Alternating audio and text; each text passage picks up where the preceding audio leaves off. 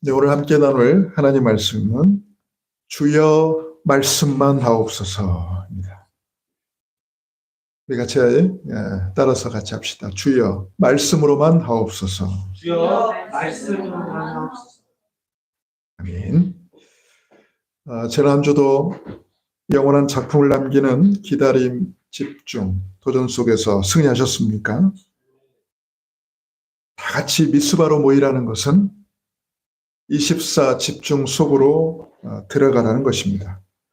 오직 하나님만 바라보기 위해서 또 현실 문제인 블레셋의 손에서 벗어나기 위해 24 집중 속으로 들어가야만 합니다. 우리에게 미스바 현장은 바로 매주 모이는 이 언약의 강단입니다. 우리가 24 집중 속으로 들어갈 때마다 하나님은 반드시 25 응답을 주십니다. 그 응답을 받은 후에 후대를 위한 기념비를 세웠는데 그게 바로 에베네셀의 기념비입니다. 이것이 바로 저와 여러분이 남겨야 될 영원한 작품인 것입니다. 어제가 설날이었고요. 지금 연휴가 계속되고 있죠. 아직도 우리 국민 대다수가 설 제사상을 차려놓고 차례를 지내고 있습니다. 심지어 그것이 우리 민족의 고유 풍속이고 또 반드시 지켜야 될 우리 민족의 고유 유산으로까지 강조하고 있습니다. 우리가 하나님의 은혜로 구원받고 하나님의 자녀가 되지 않았다면 우리도 역시 설 제사상을 차려놓고 차례를 지내면서 우리가 옳은 일을 하고 있다고 자부했을 것입니다. 나를 낳아주고 길러준 부모님, 그리고 이 땅에 뿌리를 내리며 살아갈 수 있도록 근본이 되어준 우리 조상들에 대해 항상 공경하고 감사하는 마음을 갖는 것은 너무나 당연하고 꼭 필요한 일이죠. 잘못된 일은 아닙니다. 문제는 그 방법이 제사에만 국한되어 있다는 것이죠. 이미 돌아가신 부모님과 또 그 조상에 대해서 우리가 제사 지낼 때마다 그분들이 찾아와 가지고 제사상을 받고 후손들에게 복을 가져다 준다는 그 생각 자체가 잘못되었다는 것입니다. 후손들이 제사상을 차려놓고 엎드려 절할 때 돌아가신 부모와 조상이 찾아오는 게 아닙니다. 그 집안과 가문을 타고 흐르는 흑암이 역사하는 것입니다. 그 집안과 가문을 실패시키고 무너뜨리는 악한 영이 이 제사를 통해서 끊임없이 그 집안을 사로잡고 그리고 절대 떠나지 않고 계속 역사하는 겁니다. 계속해서 그 집안의 또 그 가문의 주인이 되어가지고 창세기 3장의 저주와 재앙을 계속 가져다 주고 그 속에다가 꽁꽁 묶어두는 것입니다.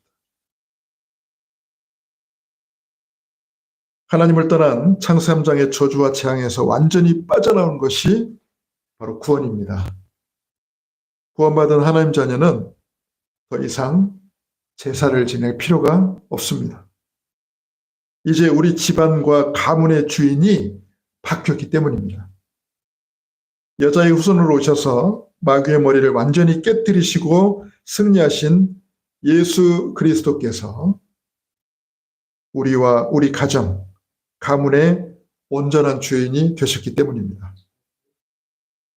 우리는 예수 그리스도를 주인으로 모신 하나님의 자녀들입니다. 오직 예수 그리스도께서 우리 인생의 참 주인이시요, 우리 가정의 참 주인이시요, 우리 가문의 참 주인이시고 또 사랑하는 우리 조국과 우리가 살고 있는 이 세상의 참 주인이심을 믿습니다.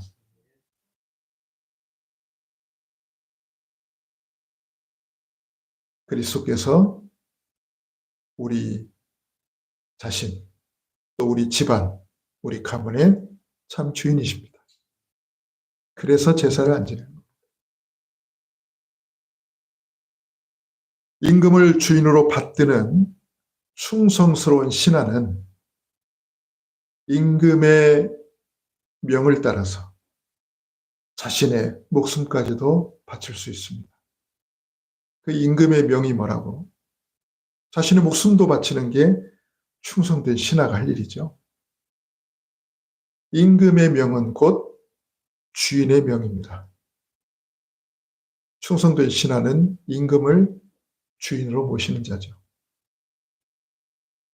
예수 그리스도를 주인으로 모시는 하나님의 자녀는 하나님 말씀, 곧 언약에다가 모든 것을 맡기는 자입니다. 왜? 주인의 말씀이니까. 주인의 명령이니까. 여러분, 예수 그리스도를 우리 인생의 주인으로 모셨잖아요. 그렇죠? 그래서 그리스도의 말씀은, 그리스도의 명령은 곧 주인의 명령입니다. 따라서 우리는 주인의 명을 따라야죠. 그래서 저와 여러분의 인생은 오직 말씀만 따라가는 인생이요. 오직 말씀 앞에 순종하는 인생이요. 오직 말씀을 자신의 목숨보다도 더 소중히 여길 줄 아는 그런 인생인 줄 믿습니다.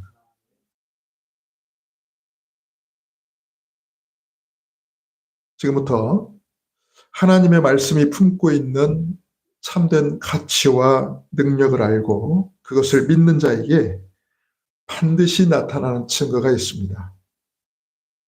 그 증거가 무엇일까요? 하나님 말씀을 받는 저와 여러분의 믿음과 자세는 또 어떠해야 할까요? 같이 하나님 말씀을 나누기로 원합니다.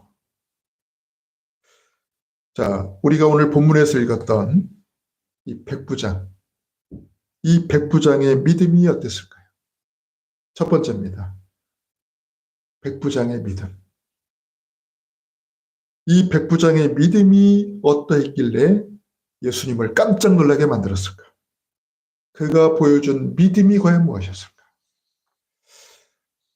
자, 백부장의 믿음은 예수를 그리스도로 믿는 믿음이었습니다.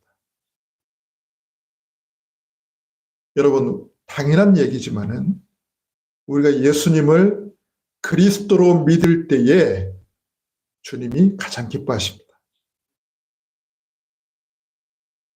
여러분, 예수님을 그리스도로 우리가 믿고 따를 때 주님이 가장 그걸 기뻐하셔요. 백부장이 예수님을 그리스도로 믿었다는 근거가 어디에 있나요? 우리는 백부장이 행한 그 행동을 통해서 이렇게 짐작을 할 수가 있습니다. 예수님을 그리스도로 믿었다는 것은 예수님을 왕으로 믿었다는 거죠. 자신의 왕으로 믿었다는 거예요.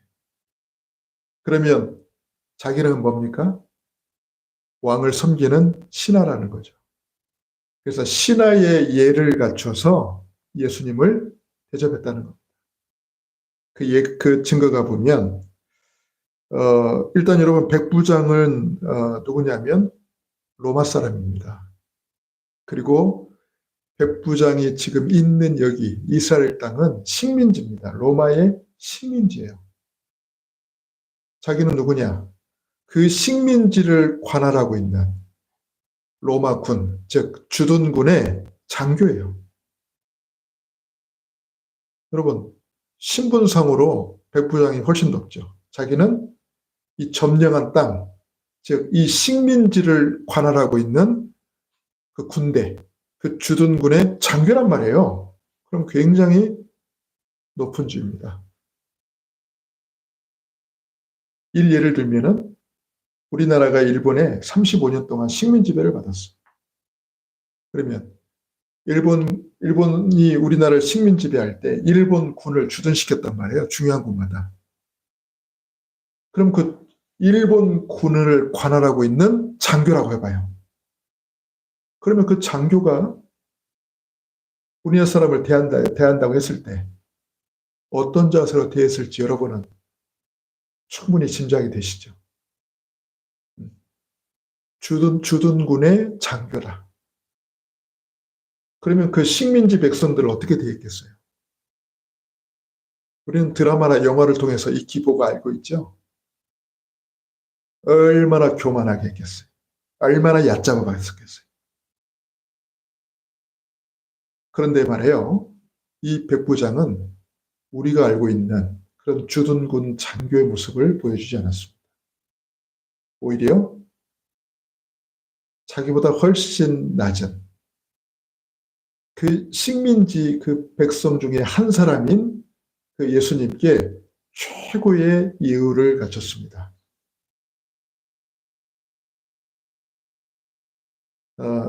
예수님께 요청을 했죠. 자기 하인이 지금 병들어 죽게 됐는데 자기 하인을 오셔서 고쳐달라는 요청을 하는데 보통 일반 그 식민지를 관할하고 있는 군대의 장교라면 어떻게 하겠습니까? 당장 이리로 달려와. 당장 이리로 와. 여러분 명령하듯이 할 거 아니에요. 그 부하들 시켜서 안 온다 그러면 가서 억지로 끌고 와. 끝까지 저항한다? 두드려 패서라도 끌고 와. 여러분 당연하겠죠. 우리가 익히 봐온 일본군 장교의 모습을 생각하면 얼마나 당연한 것이겠습니까? 그런데요. 이 백부장은 어떻게 한 줄 아닙니까? 예수님을 얼마나 극진하게 예우를 했냐면은 예수님께 부탁하러 가는데 유대인의 장로, 우리가 읽었던 이 본문 말고 누가복음에 이 비슷한 내용이 또 기록되어 있거든요. 약간의 시각차가 있지만 누가복음에 보면은 유대인의 장로 몇 사람을 예수님께로 보냈다고 합니다. 여러분 유대인의 장로라는 것은 유대인의 지도자예요. 지도자들. 유대인의 지도자들이에요. 지도자들을 예수님께로 보내서 요청을 했다. 이거는 뭐죠? 예수님에 대한 예우입니다. 예우. 로마 사람을 보내지 않고 같은 유대인을 예수님께로 보냈다는 거예요. 왜요? 예수님 앞에 예수님께 최대한 부담을 주지 않기 위해서. 그 겸손한 자세죠. 그게. 여러분 로마 사람이 가거나 자기가 갔다면은 다르잖아요. 그거는 말 그대로 고압적인 자세 아닙니까? 그런데 같은 유대인을 지도자를 보낸 거예요. 근데 이 유대인들이 이 백부장의 또 부탁을요, 또 기꺼이 수락을 했다는 거예요. 왜? 이 백부장이 유대인들에게 너무나 많은 선행을 행했다는 거죠. 유대인들의 그런 입장이나 유대인들의 그거를 잘 들어주고 또 잘 존중해줬다는 겁니다. 그러니까 이 유대인의 장로들이 기꺼이 이 백부장의 부탁을 받아서 예수님께로 찾아온 거죠. 한마디로 말하면은 이 백부장은 예수님을 대할 때에 신하의 예를 갖춰서 대했어요. 그게 결론이에요. 절대 점령군의 장교의 지위나 그 자세를 가지고 예수님을 대하지 않았다는 거예요.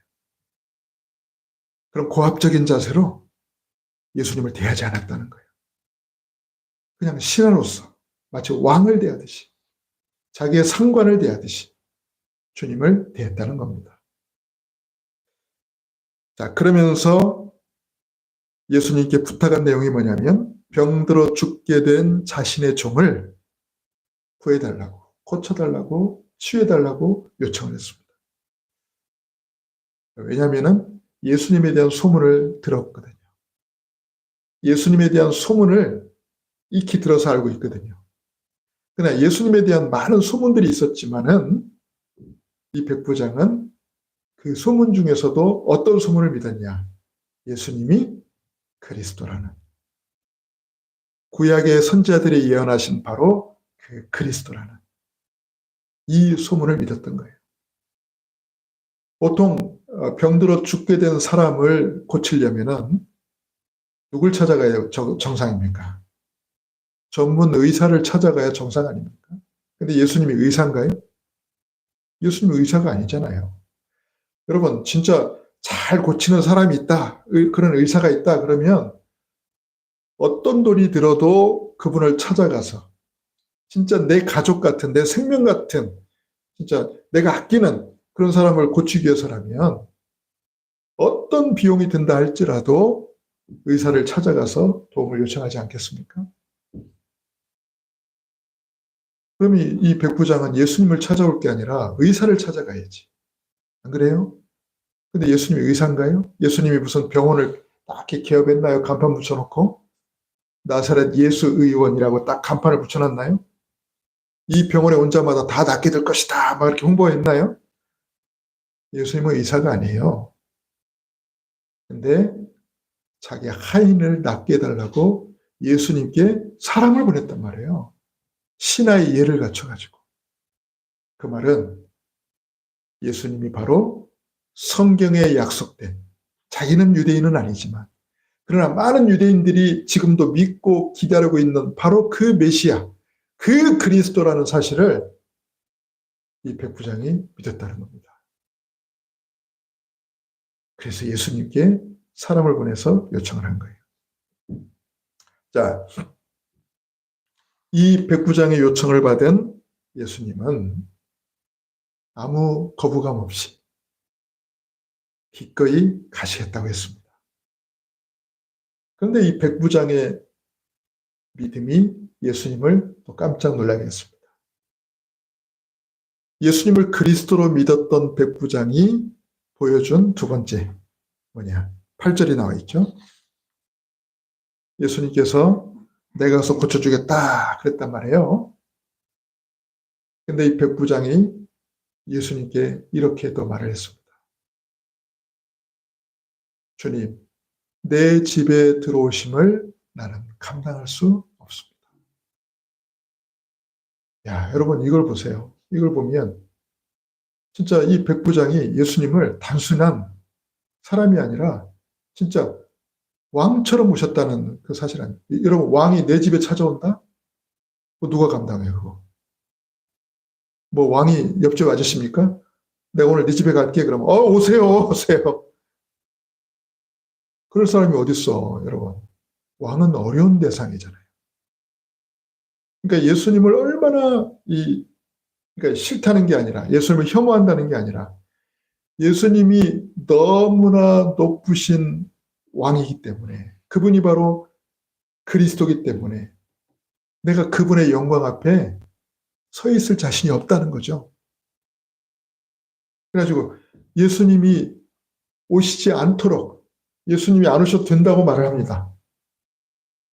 그러면서 이렇게 말하죠. 주여, 말씀으로만 하옵소서. 주님이 굳이 내 집에 오시지 않아도 주님이 거기에서 말씀만 하셔도 내 하인이 나을 것입니다. 여러분, 그 얘기를 딱 했는데요. 예수님이 진짜 한 방 맞은 것처럼 깜짝 놀라신 거예요. 근데 그 다음 말이 참 기가 막혀. 이 백부장이 한 그 다음 말. 내가 이렇게 말씀드리는 근거가 바로 이겁니다. 라고 이렇게 말하는데 뭐냐. 저도 저보다 훨씬 높은 분의 밑에 있는 사람이고 내 밑에도 많은 부하들이 있습니다. 위에서 나에게 명령을 하면 나도 그대로 할 수밖에 없고 내 밑에 있는 부하에게 내가 명령을 하면 내 밑에 있는 부하들도 내 말대로 그대로 합니다. 그러니 주님께서 말씀만 하셔도 됩니다. 기가 막히죠? 즉 명령에 살고 명령에 죽는 게 군인 아니겠어요? 군인은 자기 생각이 없어요. 그냥 명령 하나로 움직입니다. 명령 하나로 그냥 일사천리로 쫙쫙 움직이는 게 군인이에요. 그러니 백부장이 그걸 근거로 말한 거예요. 저도 이렇게 말의 능력을 알고 있는 사람입니다. 말 그대로 명령의 능력에 목숨이 달려있다는 것도 압니다. 그러니 번거롭게 저희 집까지 오실 필요가 없고 주님이 거기서 말씀만 하셔도 내 아인이 나을 것입니다. 여러분 참 보통 믿음이 아니죠. 말씀만 하옵소서. 말씀으로만 하옵소서. 자, 이 백부장의 단순하면서도 확실한 믿음에 예수님이 응답하셨습니다. 가라, 내 믿은 대로 될지어다. 아멘.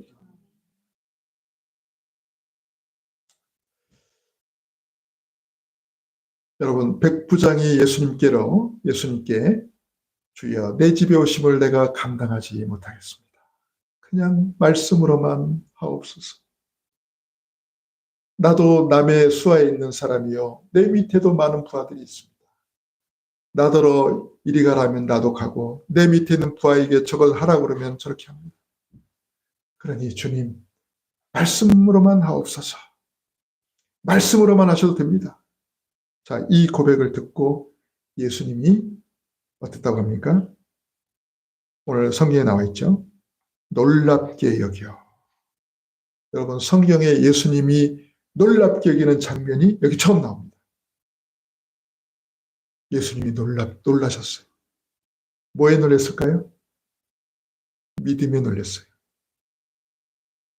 이전에 한 번도 보지 못했던 믿음이었어요. 예수님이 처음 만나본 믿음이었어요. 처음 겪어본 믿음이었어요. 그리고 같은 백성, 즉 이스라엘 백성들 중에는 한 번도 보지 못했던 믿음이었어요. 그래서 예수님이 이렇게 표현합니다. 이스라엘 중 아무에게서도 이만한 믿음을 보지 못하였노라. 이게 예수님의 말씀이었어요. 첫 번째 반응이었어요. 즉 예수님은 전혀 기대하지도 않았어요. 예수님은 백부장의 이러한 고백을 사실은 전혀 기대하지도 않았어요. 왜? 그는 이스라엘 사람도 아니잖아. 그는 로마 사람, 즉 이방인이에요. 그런데 전혀 예상하지 못했던 그 사람의 입에서 이 고백이 나오니까 예수님이 깜짝 놀라셨어요. 그러면서 이스라엘 중 아무에게서도 이만한 믿음을 보지 못하였노라. 그리고 나서 예수님이 하신 말씀이에요.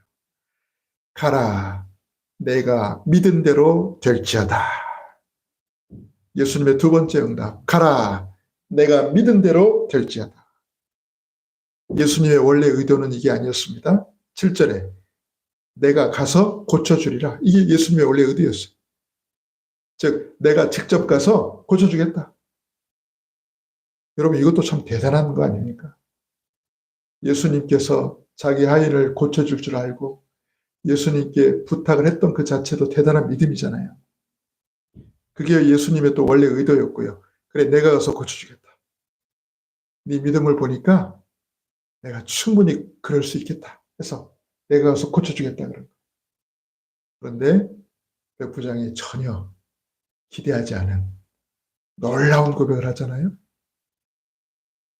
주님, 내 집에 들어오심을 나는 감당할 수 없으니 그냥 거기서 말씀으로만 하시옵소서. 그래서 예수님께서 예상이 없던 특별 사역을 하십니다. 특별 사역을 하셔요. 보여주는 사역이 아니라 직접 가서 하인에다가 손을 얹고 낫게 하시는 그게 아니라 보이지 않는 그 하인을 향해서 공간적으로 떨어져 있는 그 하인을 향해서 예수님이 그 자리에서 선포하시잖아요. 가라, 내 믿은 대로 될지어다. 그런데 놀라운 거는 오늘 성경에 나와 있죠. 그 즉시 하인이 나으니라. 아멘. 여러분 우리의 믿음은 또 믿음에 대한 하나님의 응답은 시공간을 초월해서 이루어집니다. 우리는 시간과 공간의 제약을 받지만 우리 믿음에 대한 하나님의 응답과 역사는 시공간을 초월해서 이루어지는 줄 믿습니다.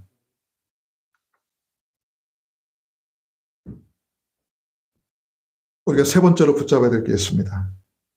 오늘 나왔던 이 백부장의 믿음, 그 백부장의 믿음과 예수님의 응답, 우리 그 내용을 지금 봤잖아요. 성경에서 가장 유명한 기념비적인 믿음이 되었습니다. 그리고 영원한 작품으로 남았습니다. 뭐가요? 그 백부장의 믿음. 여러분 참 우리는 이걸 본받아야 돼요. 믿음 하나로 백부장은요, 기념비적인 작품을 남겼다니까. 영원한 작품을 남겼어요. 여러분 이게 힘든 일입니까? 내 몸을 수고하고 막 내 몸을 헌신해서도 작품을 남길까 말까 한데 백부장은 진짜 믿음 하나로 그 믿음 하나로 기념비적인 작품, 영원한 작품을 남겼다니까요. 저 여러분이 이 믿음의 주역 되시기를 주님의 이름으로 축원합니다.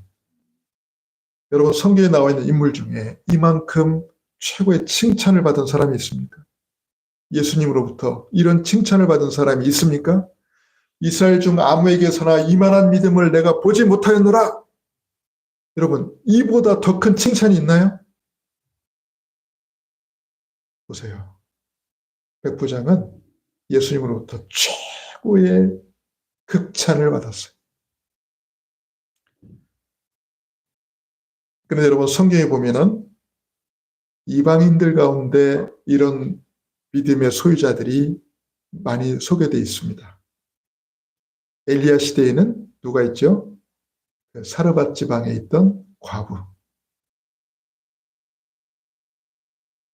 딱 자기와 자기 아들이 먹고 죽으려고 했는데 그 얼마 남지 않은 그 가루, 그 기름을 가지고 그걸로 음식을 만들어서 이제 자기와 자기 자식이 먹고 이제 죽으려고 했는데 엘리야가 가가지고 말해요.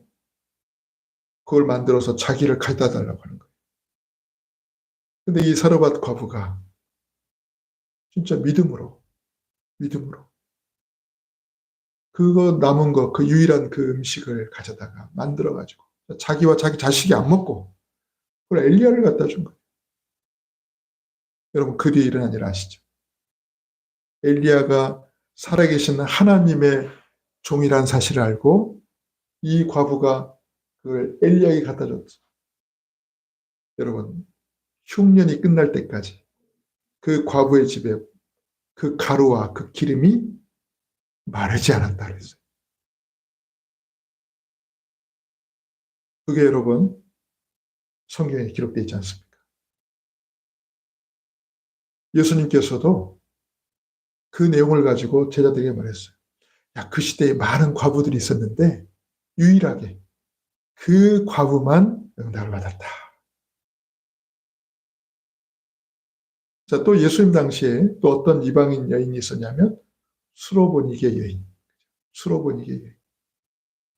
귀신 들린 자기의 딸을 고쳐달라고 예수님 앞에 엎드렸어요. 근데 예수님께서 그 여인에게 약간 모욕적인 말씀하셨어요. 뭐라고 말씀했냐? 자녀의 음식을 가져다가 어떻게 개들에게 줄 수가 있냐? 이렇게 말했어요. 한마디로 그 여인을 뭘 취급했어요? 개 취급한 거예요. 이거는 여러분 예수님의 생각이 아니라 당시 유대인들, 이스라엘 사람들의 의식이었어요. 자기들은 택함받은 거룩한 선민이고 다른 이방인들은 다 뭐다? 개다. 다 개들이다. 이건 유대인의 의식이었어요. 그러니까 다른 민족들에 대해서 쉽게 말 요즘 말하면 인종차별 같은 게 있는 거예요. 인종차별. 여러분 저 유럽에 가면은 아시아인들에 대해서 엄청난 인종차별을 한다고 그래요. 능력이 아무리 뛰어나도요. 아시안이라는 것 자체로 차별을 해버려요.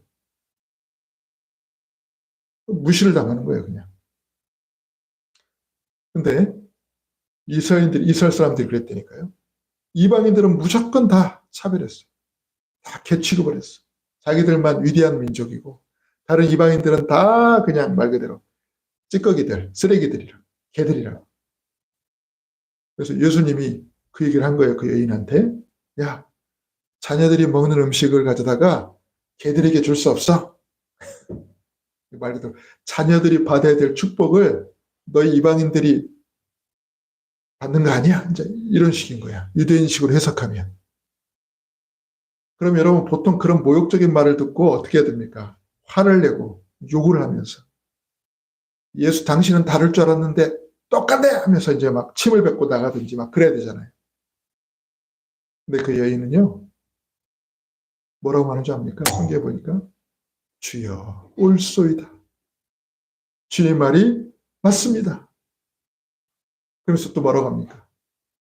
그러나 개들도 주인의 상에서 떨어지는 그 음식 부스러기를 먹지 않습니까? 말 그대로 저에게도 부스러기라도 그 부스러기 같은 은혜라도 제게 주십시오. 야, 보통 열받아서 기분 상해서 자존심 상해서 닭할 줄 알았는데 이 여인은요, 예수님 앞에 맞습니다. 나는 개입니다. 그러나 개들도 주인의 상에서 떨어지는 그 음식 부스러기를 먹지 않습니까? 그거라도 주십시오. 사실 예수님이 시험한 거죠, 그 여인을. 근데 예수님이 그 얘기를 듣고 예수님이 거기서도 놀라십니다. 그러면서 가라, 내 믿음대로 될지어다.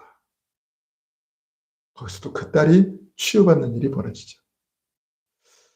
이거 보면은요, 이방인들이 훨씬 더 믿음이 좋다라는 것을 성경에서 이렇게 밝히고 있습니다.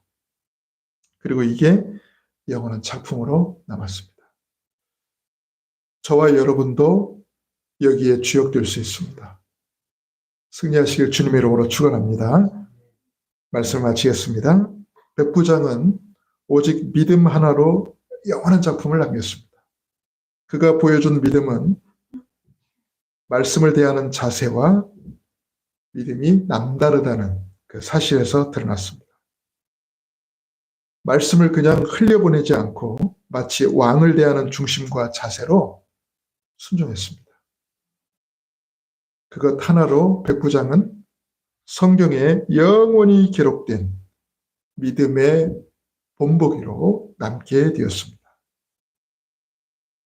우리가 올 한 해 영원한 작품을 남겨야 되는데 영원한 작품으로 남을 기념비적인 믿음의 증인으로 쓰임받기를 주님의 이름으로 간절히 축원합니다. 기도하겠습니다. 살아계신 아버지 하나님, 은혜를 감사드립니다. 백부장이 보여준 그 믿음을 저희도 갖기를 원합니다. 주님을 깜짝 놀라게 만들었던 그 믿음을 저희도 갖게 하여 주옵소서. 이 기념비적인 믿음을 갖고 영원한 작품으로 남길 수 있는 우리 모든 가족들 될 수 있도록 축복하여 주옵소서. 살아 역사하시는 우리 주 예수님의 이름으로 기도하옵나이다. 아멘.